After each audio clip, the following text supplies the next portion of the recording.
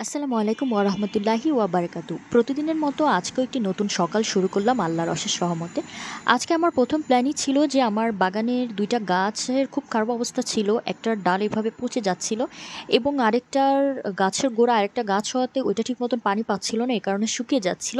এই যে দেখুন কিভাবে পানি জমে, জমে এই টবটার মধ্যে এই জেব্রিনা গাছগুলোর গোড়া একেবারে পচে গিয়েছে। তো আমি এ নিয়ে কয়েকবার জেব্রিনা গাছটা অন্য জায়গায় লাগিয়েছি এবং প্রত্যেকবারই ভালো হয়েছে। তবে আজকে এখান থেকে আমার টার্গেট হচ্ছে এই গাছটাকেও সরাবো।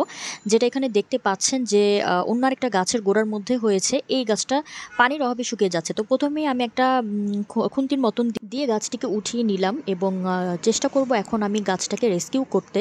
এবং এটার শিকড়টা কিন্তু ভালো আছে এবং এত বড় একটা শক্ত শিকড় যেটাকে আলাদা করা যাচ্ছিল না। আমার উঠাতে খুব কষ্ট হয়েছে এবং গাছের মাটির ধরতে বা পোকা-টোকা ধরতে আমার তেমন একটা খারাপ লাগে না। কারণ এটা তো গাছেরই।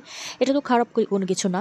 তবে আমার বোন অনেক ভয় পায়, এ কারণে এই জাতীয় কাজগুলো আমিই করে থাকি।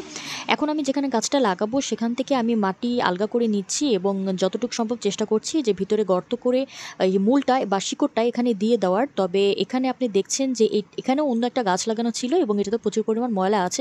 তো যাই হোক, আজকে প্রচুর গরম এবং গরমের কারণে আমার খুব কষ্ট হচ্ছিল। তারপর আমার গাছ লাগানোটা জরুরি ছিল। এই যে দেখেন গাছটা কত সুন্দর এবং কিভাবে পাতাগুলো একবারে মুচকে আছে। এখন আমি চেষ্টা করেছি যে ভিতরে রেখে এবার মাটি চাপা দিয়ে দেওয়ার জন্য। তো মাটি চাপা দিয়ে আমার অন্যান্য কাজ থাকবে যে আমি জেব্রিনা গাছটাকে একটা জায়গায় সাইড করব। তো যতটুকু সম্ভব আমি নিজের হাতে মাটি না ধরে একটা কাস্তের সাহায্যে কাজগুলো করে নিলাম। গাছ লাগাতে আমার অনেক ভালো লাগে। আমার অন্যান্য টাইমগুলো গাছেই চলে যায় এবং আমি আর আমার বোন অনেক গাছ পাগল। আমার গাছের শখটা হয়েছে মূলত আমার বোনের কাছ থেকে। এবার আমি এখানে লাগিয়ে একটু পানি দিয়ে দিচ্ছি।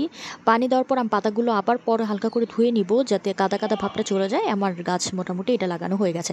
এখন আমি আরেকটা যেখানে জেব্রিনা গাছটা লাগাবো ওটা নিচে দিয়ে এভাবে তলানিতে ফুটো করে নিয়ে আসলাম। এবার এখানে আমার কিছু সার মাটি আছে। আমি সার মাটিগুলো এই টবের মধ্যে আস্তে, আস্তে করে দিয়ে দিব।